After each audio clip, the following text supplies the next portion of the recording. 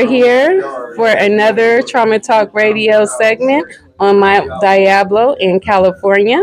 And I am here with Miss Johnson, and we're going to talk a little bit about trauma. So, my question for you today is, what is trauma to you, and how does it impact the workplace?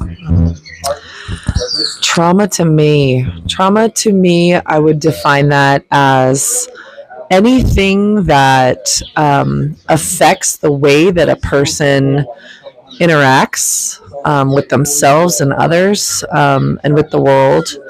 I think it's often thought of as only big things, but I think trauma can be little things too.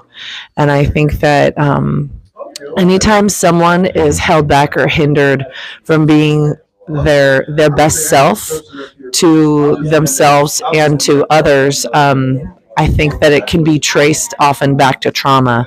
It could be something in your childhood.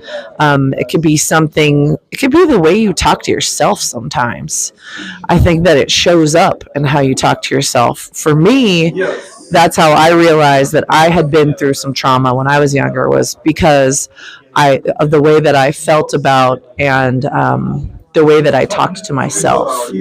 So that was my first clue.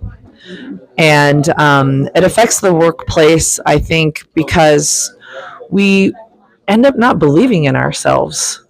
And when you're not believing in yourself and you're not trusting yourself, loving yourself, it's really hard to set goals. It's really hard to grow, and it's really hard to trust others.